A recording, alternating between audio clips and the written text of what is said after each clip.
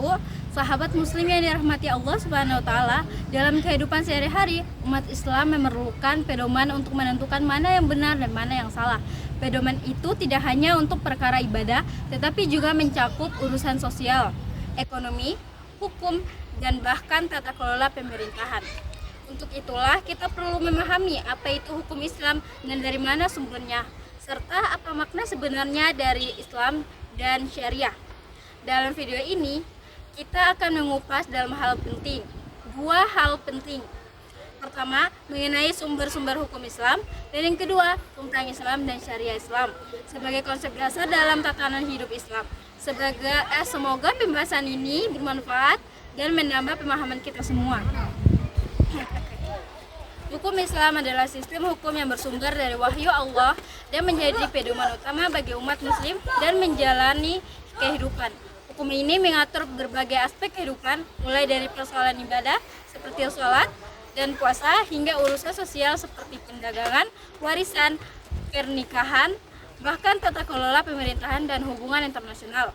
Hukum Islam tidak bersifat kaku, tetapi memiliki fleksibilitas melalui mekanisme istijahad yang dilakukan oleh para ulama. Namun, untuk bisa menetapkan hukum secara benar, kita harus memahami sumber hukum Islam secara mendalam. Sumber hukum Islam yang pertama dan paling utama adalah Al-Quran. Kitab suci merupakan firman Allah Subhanahu wa taala yang telah diturunkan kepada Nabi Muhammad SAW. Al-Quran adalah dasar segala hukum dalam Islam. Ia memuat berbagai prinsip dasar kehidupan seperti keimanan, keadilan, kasih sayang, serta aturan-aturan praktis seperti tata cara ibadah, hukum pidana, muamalah, dan sebagainya. Sebagian besar hukum dan Al-Quran bersifat umum, memberikan prinsip dan nilai seperti penjabaran teknisnya dijelaskan dalam sumber-sumber lain seperti sunnah. Al-Quran mengandung dua jenis ayat hukum. Ayat yang qati atau pasti maknanya, dan jani mengandung kemungkinan interpretasi. Contohnya ayat yang memerintahkan sholat dan zakat adalah qati, artinya jelas dan tidak bisa ditafsirkan sembarangan. Sedangkan ayat-ayat tentang muamalah seperti jual beli dan riba bisa bersifat jani dan membutuhkan penjelasan tambahan dari sumber lain atau melalui ijtihad. Dari sini kita melihat bahwa Al-Quran meskipun menjadi rujukan utama, tetapi memerlukan pendalaman dan kontekstualisasi dalam penerapannya. Sumber hukum kedua dalam Islam adalah sunnah Nabi, yaitu sebagai bentuk perkataan, perbuatan, persetujuan Nabi Muhammad SAW yang berkaitan dengan kehidupan keislaman. Sunnah tidak hanya berfungsi sebagai penjelasan ayat-ayat Al-Quran, tetapi juga sumber hukum tersendiri dalam banyak kasus di mana Al-Quran tidak menyebutkan hukum secara eksplisit. Misalnya perintah sholat memang ada dalam Al-Quran, tetapi tata cara sholat yang benar dijelaskan melalui praktik dan sabda Nabi Muhammad SAW yang tercatat dalam hadis. Sunnah juga membuktikan bahwa Islam adalah agama yang kehidupannya aplikatif. Karena melalui Nabi Muhammad SAW, umat Islam mendapat contoh nyata tentang bagaimana ajaran Islam diterapkan dalam kehidupan sehari-hari. Oleh karena itu, mempelajari hadis-hadis Nabi menjadi bagian penting dalam memahami hukum Islam. Hadis-hadis ini telah dikumpulkan dan diseleksi secara ketat oleh para ulama seperti Imam Bukhari, Muslim, Abu Daud, dan lainnya untuk memastikan keaslian dari validitasnya. Sumber ketiga dalam hukum Islam adalah ijma', yaitu kesepakatan para ulama mujtahid pada suatu masa mengenai suatu hukum. Ijma' muncul karena kebetulan untuk menjawab persoalan-persoalan baru yang tidak ditemukan hukumnya secara langsung dalam Al-Quran dan Sunnah. Salah satu contoh ijma' yang terkenal adalah pada masa Khalifah Abu Bakar As-Siddiq. Ijma' menentukan bahwa umat Islam tidak ditinggalkan tanpa petunjuk ketika menghadapi masalah baru. Ijma' memiliki kekuatan hukum yang kuat karena diyakini bahwa umat Islam tidak akan bersepakat dalam kesesatan. Namun ijma yang dianggap salah harus memenuhi beberapa syarat seperti keterlibatan para ulama mujtahid, tidak bertentangan dengan Al-Quran dan Sunnah, dan berlaku pada suatu masa tertentu. Dengan demikian, ijma menjadi simbol dari keterpaduan antara teks wahyu dan kecerdasan kolektif umat dalam menjaga kesinambungan ajaran Islam. Sumber hukum yang keempat adalah qiyas, yaitu proses analogi antara satu kasus yang telah ada hukumnya dengan kasus baru yang memiliki sebab hukum atau ilah yang sama. Qiyas sangat penting dalam pengembangan hukum Islam karena mampu menjawab persoalan-persoalan kontemporer yang belum pernah muncul pada masa Nabi Muhammad SAW. Contohnya, meskipun narkoba tidak disebut dalam Al-Quran karena memiliki efek memabukkan seperti khamar, maka melalui qiyas para ulama mengharamkannya. Selain keempat sumber utama tersebut, para ulama juga mengembangkan sumber-sumber hukum tambahan yang disebut sebagai mashadir al-hakam at-tabaiyah atau sumber hukum-hukum sekunder. Ini mencakup istishad atau preferensi hukum, maslahah mursalah atau kemaslahatan umum. Terus ada juga kebiasaan masyarakat, dan sadud zariyah atau pencegahan kerusakan. Sumber-sumber ini menunjukkan bahwa hukum Islam bersifat elastis, mampu beradaptasi dengan perubahan zaman tanpa mengorbankan prinsip dasarnya. Dengan kombinasi antara sumber-sumber hukum yang bersifat wahyu yang bersifat ijtihad, hukum Islam tidak hanya kokoh tetapi juga responsif terhadap dinamika masyarakat. Ini adalah kekuatan hukum Islam yang menjadikannya relevan sepanjang masa. Selain kita memahami esensi dan metodenya dengan baik, selain memahami sumber hukum Islam, penting juga bagi kita untuk memahami apa itu Islam secara menyeluruh. Islam bukan sekedar agama dalam arti sempit, melainkan sistem hidup yang utuh. Islam mengajarkan nilai-nilai tauhid, keadilan, kasih sayang, dan tanggung jawab sosial. Islam juga tidak mengenal pemisahan antara kehidupan dunia dan akhirat, atau antara agama dan hukum. Semua aspek kehidupan manusia terintegrasi dalam satu kesatuan ajaran, yaitu Islam itu sendiri. Islam hadir sebagai rahmat bagi seluruh alam. Prinsip dasarnya adalah tauhid, yaitu pengesahan Allah dalam segala aspek kehidupan. Dari prinsip ini lahirnya ajaran tentang bagaimana manusia berinteraksi dengan Tuhan, dengan sesama manusia, bahkan dengan lingkungan alam. Dalam Islam, setiap tindakan manusia bernilai ibadah jika dilakukan dengan niat yang benar dan sesuai dengan aturan syariah. Dalam konteks hukum dan tata aturan hidup, kita mengenal istilah syariah. Syariah berasal dari bahasa Arab yang berarti jalan menuju sumber air, sebuah simbol tentang jalan hidup yang menyelamatkan dalam Islam. Syariah adalah seluruh sistem hukum yang berasal dari wahyu Allah, baik melalui Al-Quran maupun Sunnah, serta ijtihad para ulama.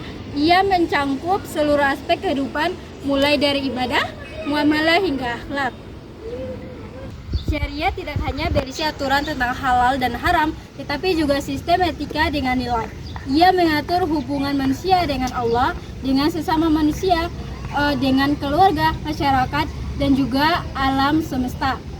Dan utama dari syariah adalah untuk menjaga 5 hal pokok: agama, jiwa, akal, keturunan, dan harta. Inilah yang dikenal sebagai maqasid al-syariah, tujuan-tujuan syariah yang menjadi fondasi keadilan dalam Islam. Seringkali syariah disalahpahami sebagai sesuatu yang keras dan hanya berisi hukuman fisik. Padahal syariah justru hadir sebagai bentuk kasih sayang Allah Subhanahu wa taala kepada manusia. Ia bertujuan melindungi dan mengatur kehidupan agar tetap berada pada jalan kebaikan. Misalnya larangan riba, bukan sekadar larangan ekonomi, tetapi juga untuk menjaga keadilan dan keseimbangan sosial. Dalam dunia modern yang kompleks, penerapan syariah tentu menghadapi tantangan besar. Oleh karena itu, diperlukan ijtihad kontemporer yang bijaksana dan berpegang pada nilai-nilai dasar Islam. Para ulama dan cendekiawan muslim modern berupaya menggali hukum-hukum baru yang sesuai dengan konteks zaman, namun tetap setia pada prinsip-prinsip syariah. Penerapan syariah pun berbeda di setiap negara, tergantung pada tradisi hukum, muzhab, dan sistem politik yang ada. Negara-negara seperti Arab Saudi, Indonesia, Malaysia, dan Iran memiliki bentuk penerapan syariah yang beragam. Ini menunjukkan bahwa syariah memang bisa fleksibel selama eksistensinya tetap ada atau dijaga. Islam sebagai agama yang sempurna menekankan pentingnya keadilan, keseimbangan, dan kemaslahatan dalam penerapan hukum. Oleh karena itu, syariah tidak boleh dijadikan alat kekuasaan atau penindasan, melainkan menjadi jalan untuk menghadapi kedamaian, keadilan, dan keberkahan dalam kehidupan manusia. Di sini saya ingin mengangkat satu kisah tentang ekonomi syariah atau ekonomi dalam Islam.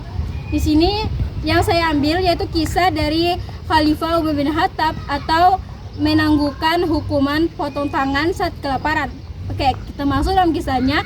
Pada zaman Khalifah Umar bin Khattab radhiyallahu anhu terjadi musim pencekik yang sangat parah di wilayah Jazirah Arab. Banyak yang mengalami kelaparan dan keadaan ekonomi masyarakat yang sangat tidak stabil atau yang sangat sulit.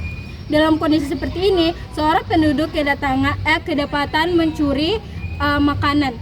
Menurut hukum syariah, mencuri adalah dosa besar. Dalam perlakuannya bisa dijauhi hukuman potong tangan atau sebagaimana disebutkan dalam Al-Quran surah Al-Maidah ayat 38.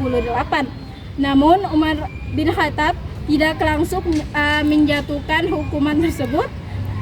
Beliau melakukan penyelidikan dan melihat konteks sosial dan ekonomi yang melatar belakangi perbuatan itu. Ternyata pencurian dilakukan karena kelaparan yang amat sangat dan si pencuri tidak memiliki jalan lain untuk bertahan hidup. Kasihan. Maka Umar bin Khattab mengunggulkan penerapan hukum potong tangan dalam kasus tersebut. Ia menyatakan bahwa hukum potong tangan tidak berlaku dalam keadaan darurat seperti kelaparan massal, karena saat itu tujuan utama syariah adalah menjaga jiwa manusia dan mencegah kezaliman. Bahkan Umar juga menegur para pejabat dan orang-orang kaya karena lalai membantu masyarakat miskin di saat kritis. Ia melihat bahwa masyarakat dan penguasa juga bertanggung jawab atas terjadinya pelanggaran hukum dalam kondisi tersebut. Jadi makna dari kisah ini yaitu kisah ini menunjukkan bahwa syariah Islam bukan sekedar teks hukum yang kaku, tetapi memiliki jiwa keadilan dan balas kasih. Terus syariah juga mempertimbangkan kondisi nyata masyarakat dan bertujuan untuk menjaga kemaslahatan, bukan sekedar menghukum. Khalifah Umar memahami bahwa tujuan utama hukum Islam adalah melindungi manusia dan penerapan hukum harus dilakukan dengan bijaksana, bukan dengan kekerasan yang buta. Dengan pemahaman yang utuh terhadap Islam dan syariah, umat Islam diharapkan mampu menjadi pribadi yang tidak hanya taat secara virtual, tetapi juga adil dalam sosial, jujur dalam ekonomi, dan bertanggung jawab dalam politik. Itulah wujud Islam yang rahmatan lil alamin. Membawa hukum Islam dan konsep syariah bukanlah sekedar pengetahuan teoritis, tetapi merupakan bekal penting untuk menjalani kehidupan sebagai seseorang Muslim sejati. Semakin kita memahami hukum Islam dari sumber aslinya, semakin pula kita bisa menjalani hidup dengan penuh makna, keberkahan, dan aturan dari Allah Subhanahu wa Ta'ala. Dengan demikianlah pembahasan kita kali ini tentang sumber hukum Islam serta Islam dan syariah Islam. Semoga penjelasan ini memberikan pencerahan dan memperkuat semangat kita untuk terus belajar dan mengamalkan ajaran Islam. Dengan pemahaman yang benar, mari jadikan Islam bukan hanya sekedar sebagai keyakinan semata, tapi juga sebagai sistem hidup yang membimbing langkah kita setiap hari untuk menuju ke Islam yang kafah atau yang sempurna. Mungkin saja itu dari saya. Bila ada kata yang mohon maaf, bila ada kata-kata yang salah atau yang apa? Oh ya, maaf. Wassalamualaikum warahmatullahi wabarakatuh.